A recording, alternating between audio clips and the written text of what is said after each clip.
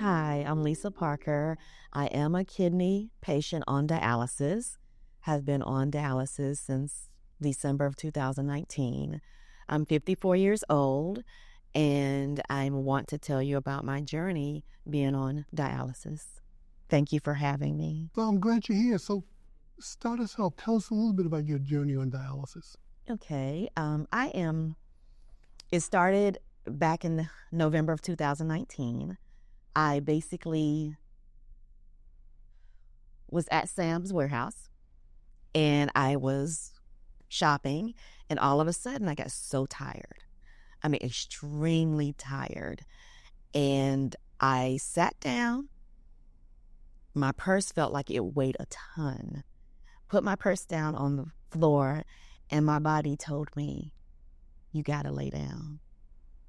And so I had to lay down on this dirty floor.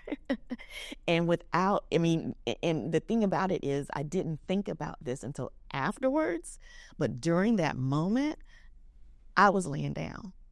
So basically people came over to me to try to help me, asking me what's going on, and called the ambulance, and I was able to go to the hospital. And a few hours later, they told me that I have stage 4 kidney disease. And I'm like, what? What's going on here? Hello, I'm Gary Puckrin. I'm president of the National Minority Equality Forum. For those who don't know us, we are a research and education group based here in Washington, D.C. You can go to our website, nnqf.org. Lots of information about our organization there. We have been working in collecting health data now for about 25 years. We have a database of well over 1 billion patient records. We collect data on about 160 million lives a year, covering well over 100,000 different conditions. And the reason why I tell you that is because I want you to understand that this conversation is about evidence and knowledge. And we look at this data all the time. And we're particularly concerned about how our healthcare system is provisioning care, particularly to minority and what the system calls underserved populations. I always find that really interesting because they're the ones underserving them, and then they turn around and call them underserved. Don't kind of get the point. But what we want to talk to you today about is kidney disease. And I've got some friends here who are going to talk to you a lot about kidney disease, and I'll try to pipe in and tell you a little bit. That's the first thing I have to confess, because I like to always confess all my sins. My doctorate's in history and not medicine, so I can't prescribe, I can't do anything for you. I think of myself as like the statistician down at the baseball game. Don't go on the field and play baseball, but we keep the numbers, and we got a lot of baseball players here for you today who will help you understand what's going on with kidney disease. So I thought maybe I'd start off by introducing some of the folks, and I'm going to ask them to tell you a little bit about themselves so we can start our conversation. And so I'm going to start off with Dr. Jesse Roche from the National Kidney Foundation. Jesse, Dr. Roche, you want to introduce yourself? Hi, yeah. My name's Jesse Roach. I'm a nephrologist. I'm also currently the senior vice president for government relations at the National Kidney Foundation. So the purpose of the National Kidney Foundation is to work for kidney patients, no matter what stage of kidney disease they're in, and to make sure that they have access to all of the care that they deserve, including medications, innovations, transplants, etc. So I'm happy to be here. Thanks for having me. We're glad you're here. One of the things that often gets lost in the sauce is that policy is part of healthcare. Because if you ain't advocating, you ain't getting. And so we think of policy and advocacy as a really critical part of our healthcare system. Because I know when you go into the doctor's office, you think you're just having a conversation with you and your doc. Well, I'm telling you, there's a whole lot of other people in the room as well. And that's what we want to explore with you today. Some of the other folks in the room who are sort of deciding what you can have access to, how long you can access it, who can give it to you, and sometimes they may not be on your team. So basically, a month later, with a nephrologist, retrieved my blood, and they told me that I was heading to stage 5. I needed dialysis as soon as possible. That was really a shocker to me because they handed me this envelope and said, go to the hospital right now. And I'm like, wait a minute. I have a son who's in the 12th grade at home. I have to go grocery shopping for him. I got to make sure he has food because I was told I would be in a hospital for a week. And I'm a single mom. And so basically, I went the next day. I went to the hospital next day and, of course, putting the catheter on me. And basically just full force. I'm just in this. And unfortunately, I wasn't explained things. I wasn't explained what's going to happen and things like that. I was just explained that I will be going to a clinic. So that next week I started going to a clinic, and it was really rough on me. Everything was rough. I kept having panic attacks while I was on the machine. So they kept having to call the ambulance, take me to the hospital and things like that. So a few weeks later, my nephrologist came to me and said, you need to be on peritoneal dialysis. So I'm like, what's peritoneal? So basically by January, the end of January, I was on peritoneal. Meaning you home dialysis. Yes, sir. Yes, sir. Yes, sir. Home dialysis peritoneal, which is in the peritoneal is in the stomach. Yeah. And I was on that for a few months, but unfortunately, my scar tissue kept attacking the tube. So I had to go back on hemodialysis. But basically, which means going into the dialysis center. Yes, sir. Okay. Hemodialysis in center. Yeah, yes, sir. Mm-hmm. And basically, I just had a rough time adjusting. And of course, during this time, COVID happened. My job ended. I was administrative of a real estate school. My job ended. I was on Social Security. I was placed on Social Security by my clinic, my social worker, and it took about 10 months for me to retrieve my Social Security check. So during that time, I had different losses, losing my home and things like that, making sure my son did his work and graduated. And also early during that time, my father died.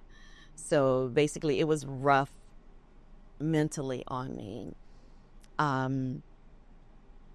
But dealing with kidney disease, I started learning about 2 years later in 2022 about different things. And the main point in 2022, because everything was rough, being on dialysis for 4 hours, going 3 days a week, having transportation issues, trying to make sure that I went to dialysis. During that early time, I was like, I'm going 2 days a week, 3 days a week. I can miss a day. I can miss a day. And so basically I started learning. That's why I was having hyperphosphatemia. I wasn't going enough. I wasn't taking my binders. So in 2022, yes, sir. Second. Yes, sir. Talk a little bit about hyperphosphatemia so that people know what she means by that. Okay. So I'll just sort of explain. So when you go into dialysis, it's because your kidneys aren't working, and your kidneys serve to clean your blood, also to regulate all kinds of minerals that are in your blood. And two of those are calcium and phosphorus. So when just during the normal everyday life, you break down, you're breaking down and building up your bone, and calcium and phosphorus are in your bones. And so if your kidneys aren't working properly, though, normally that phosphorus, you just pee it out. But if your kidneys aren't working, you can't do that, and it starts to build up in your blood.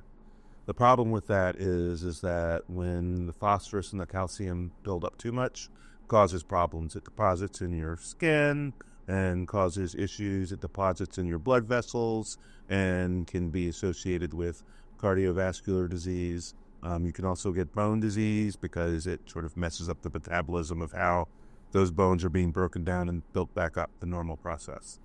So what we typically do is we control this with diet, with dialysis to clear the phosphorus, and then also between dialysis sessions we use what we call phosphorus lowering therapies. Typically, they've been medications called phosphorus binders, which you take with meals, and it keeps the phosphorus in your diet from getting absorbed, and you just sort of get rid of it through your digestive tract. Um, there's been a recent medication that has been approved that works to lower the actual levels of phosphorus. That's been recently approved. So one of the issues with that is, to go really complicated on you, is back in 2011, the agency that runs Medicare set up what they call a bundle. So dialysis costs were getting out of control, and they decided that in order to do this, we were going to give a certain amount of payment to the dialysis facilities for each treatment, and everything that was associated with that would be included in that what they call bundled payment. This was to try and bring down costs. Typically, the phosphorus lowering drugs were not included with that. Most of the time, everyone that's on dialysis qualifies for Medicare. And so typically those drugs were being covered by Medicare Part B, which is the prescription benefit that people with Medicare get. Medicare, the agency that runs Medicare, is called the Center for Medicare and Medicaid Services, or CMS, and they have proposed to include, instead of having them in Part D where you can get them as a regular prescription, including them in the bundle, in that bundled payment. So that has been put off a couple of times by fixes in Congress, but those are going to expire at the end of this year and at the end of 2024. And so the plan is to put them back into the bundle. The problem with that is that I think that will decrease access for people to these drugs, because the facilities are going to potentially choose, well, we're going to give less of the new innovative drugs because they cost a little more, and we don't want to absorb that cost. Now, before, when the government was just paying for them, it was fine, but now that we have to try it and they're included in the cost, and it will take away from potentially what we're going to get, a lot of these facilities are going to not offer these to patients. It happened before with another type of drug called calcium lowering drugs, and they're called calcimimetics. It means they act like calcium. And when those drugs were added to the bundle, the use of them decreased quite a bit.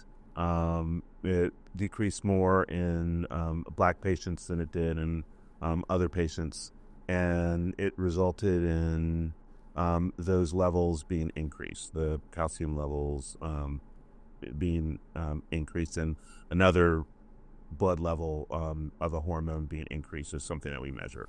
So it's definitely, in the past, when this model has been used, we've seen that the newer, more innovative drugs that we want our patients to be able to have access to, that potentially could improve their quality of life, the access to those goes down. And so that's sort of the situation that we're in right now with these drugs.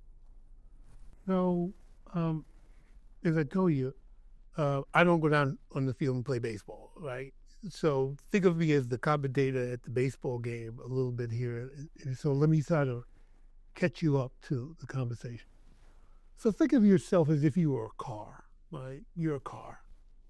And as a car, you got to have some fuel in the tank, and you got your carburetor and stuff that's cleaning out the engine, and all of that stuff is going on, right? And If the engine isn't clean, it's going to break down. If you ain't changing the oil, it's going to break down. All of those things are going to happen to you if you're a car and that doesn't happen, right?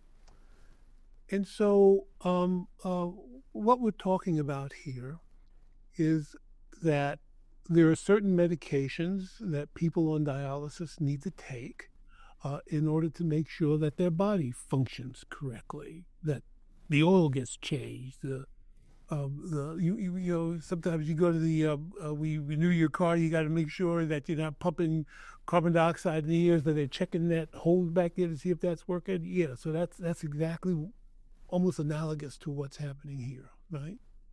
And so you pull your car into the gas station dialysis center, right? That's what the dialysis center is. It's the gas station, right?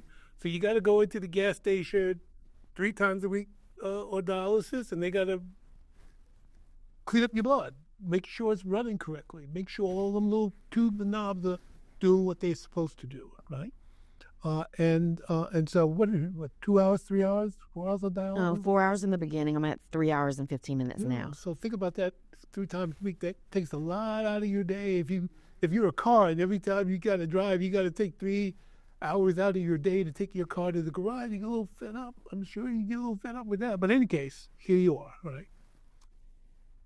So the attendant in the gas station, right? He's getting paid by CMS. He's getting paid by the government, right? So back in the 1970s, when dialysis first came on stream, the government said that we have to make sure that everyone who has kidney disease, kidney failure, end-stage renal disease is what it's called, stage 5 kidney disease, that we don't let them die, and we provide them with the care. It was one of the first conditions where the government decided that it would pay for the care, right? A lot of complications in there, but at the end of the day, that's what happened. So the guy at the gas station, you're not paying him, right?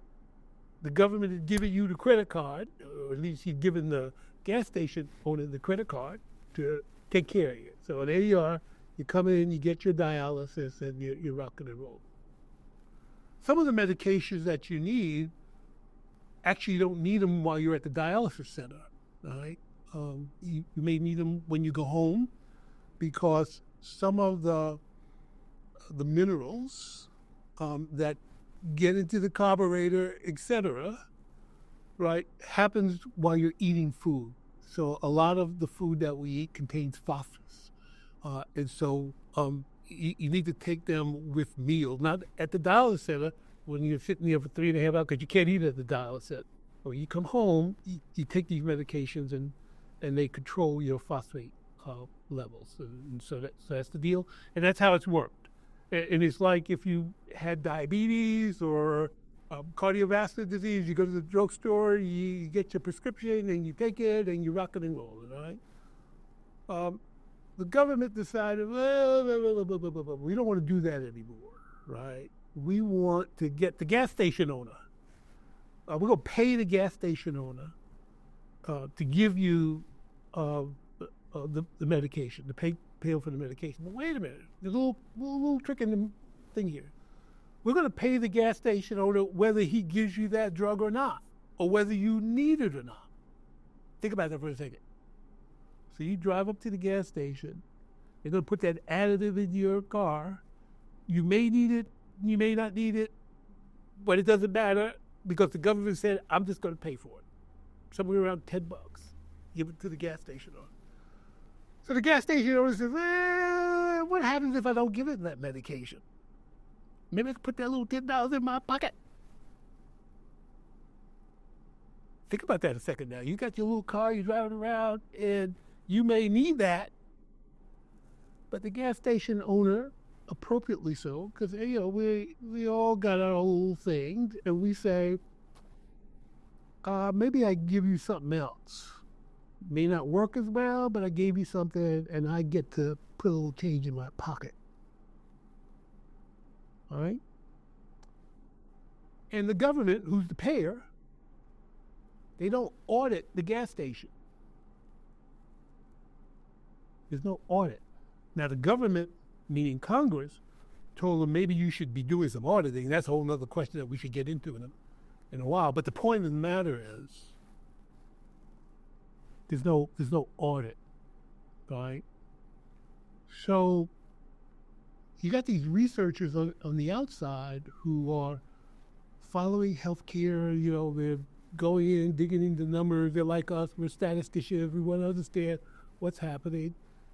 And they're finding that some of the medications, these calcium drugs, are not being given to the patient.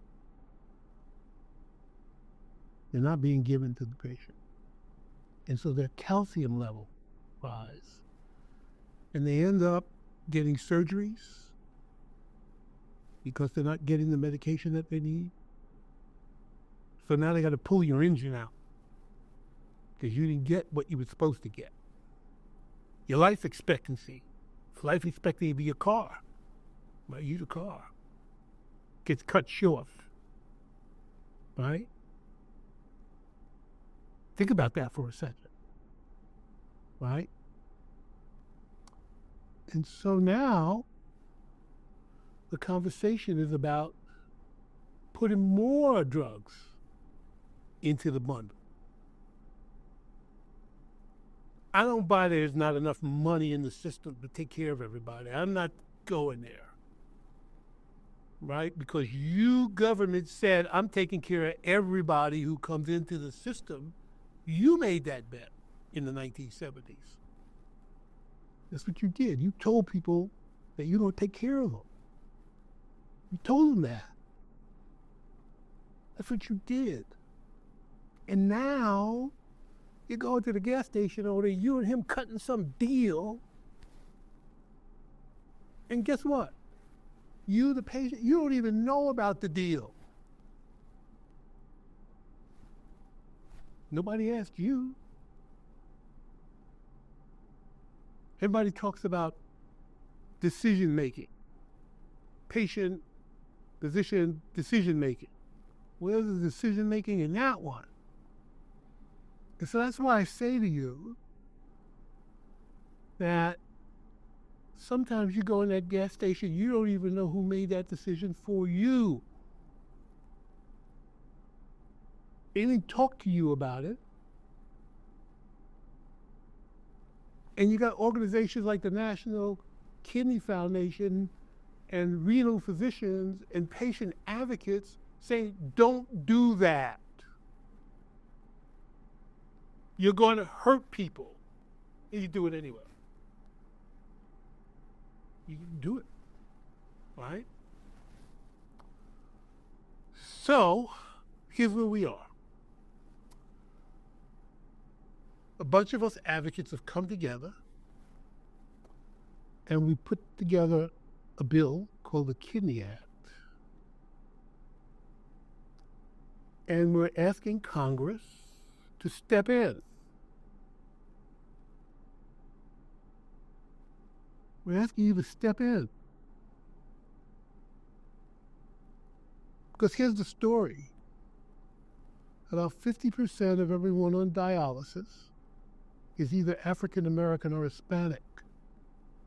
They like to tell you about how they want to deal with health equity and we gotta do something about this equity stuff. But that's their answer. So we've gone to members of Congress, some of them you voted for, and say, please don't do this. And the trouble is, if we don't do this by December 31st, it's going to automatically go into the bundle, and we're done.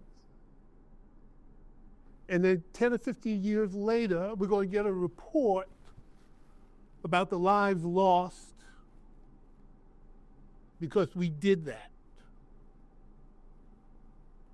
It ain't going to come from the government. It's going to be some researcher somewhere getting a PhD, say, oh, let me go check this out. This will get me through grad school. I'll get me a doctorate.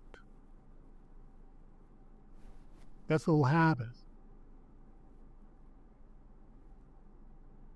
That's not healthcare. That's not what healthcare should look like. Right?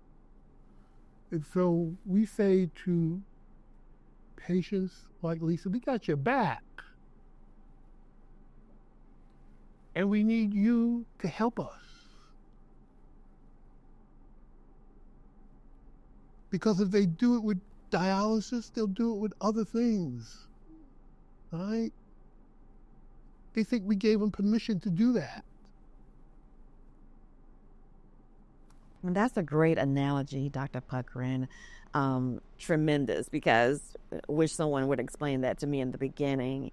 With kidney patients, a lot of times, well, my experience, I'm talking about my experience.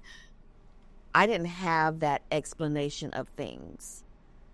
So therefore, when I was going through life, going through the kidney disease process, it became so mentally challenging for me. And that's the reason why I started being an advocate for kidney disease. I had an incident in 2022 where the first time in my life I considered suicide.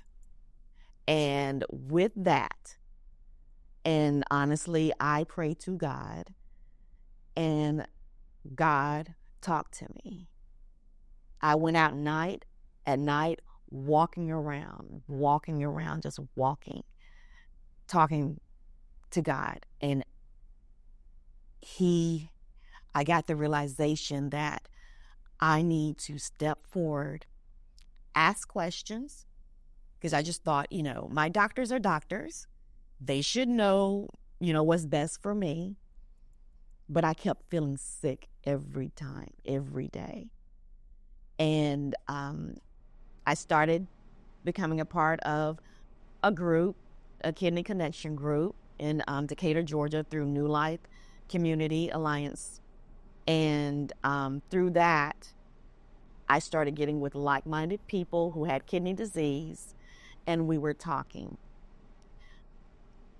From that, I learned about the Kidney Act, and I started talking more on our Zoom meetings every month, regarding being an advocate.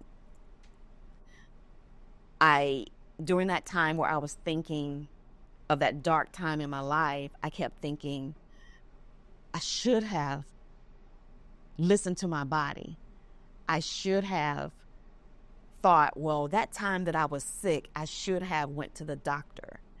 I've always been, I was a single mom with 2 boys, so I always was putting myself last. And that's what happened with my gosh, why? Why is this happening to me? But the thing about it is, if you speak up for yourself, if you advocate for yourself, you will get better. I have a better mind frame on what's going on with me. And I am determined to help and make sure that we advocate for this Kidney Act. It needs to be passed. Talk a little bit about the front end of your disease. So kidney failure takes a while to progress. And so talk to us a little bit about that early stage. And I don't know, and please, if you don't want to answer, don't answer. But typically there's underlying diabetes or hypertension or something that is not being managed. What happened in your particular case? Basically, yes, I had diabetes. I started with gestational diabetes with my second child. And, but it was through diet. My third child, I definitely developed it. And then after I had him, my doctor said I had full-blown diabetes. So I took precautions with the diabetes through diet. And of course, metformin, and it just, did not work well for me at all. Yes, it did not. And eventually I ended up on insulin. So basically I'm going through life. Of course, being a single mom, and, I hate to bring finances into things, but that it is a part of life. Being in a food desert is a part of life. And I wasn't able to get everything that I needed. And so those are the regrets that I have, per se.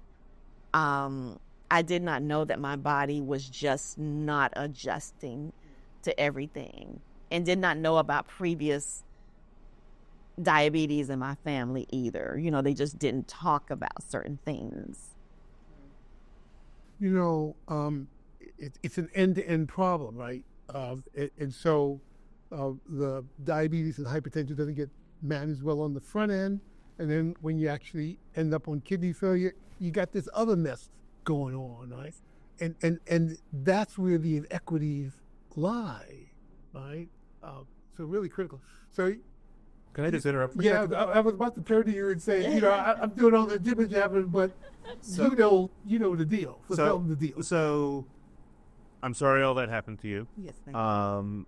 I really am. One of the things about kidney disease is it's much more likely. So, for instance, black people make up about 12 to 13% of the U.S. population, and make up 30 to 40% of the people that are in that end-stage renal disease or kidney failure. The other problem is somewhere around a third of the country has some type of kidney disease, and 90% of people have no idea about it at all. So 90% of people with kidney disease don't know that they have it. And so that is one of the issues that we have. And we can get back to talking about the Patients Act, but I would be doing a disservice if I didn't tell the community that this affects the Black and Hispanic community. It's outsized impact. And so this is stuff that you should be talking to your doctor about and asking whether or not you, especially if you have diabetes or high blood pressure, you should be asking whether or not you should be screened for these diseases. It's a simple urine test, and so it's something that you should look into. As far as what you were saying about it, the phosphorus-lowering drugs and their car analogy is it works on many levels in terms of if you're not getting proper maintenance, things aren't going to go wrong. If you're not sort of checking up, things have the potential to go wrong. But also, you're right, they are trying to keep the amount of money that they're going into these treatments the same, even though innovation is increasing. And so things are getting more expensive because we're getting better and better treatments, and for various reasons. I don't think that the people in the government are bad people doing this, but they have constraints on how much they can spend and doing things like that. And so I think that we need to reevaluate how we're doing these things. And in the meantime, we need to take steps to make sure that you and everyone else has access to these drugs.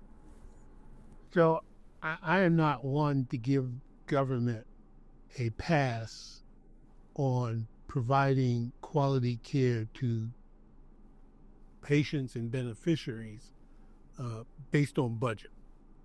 I ain't going there, right? We spend $4.5 trillion a year on healthcare. $4.5 trillion. You know what that means? That is larger than the GDP of France. So you take all those French people working every day, $3.2 trillion. We spend more on healthcare than the whole country of France produces in a year. Where is that money going? You telling me that you can't give a phosphorus drug to a patient because you balancing your budget? I ain't going there with you. I'm not giving you that.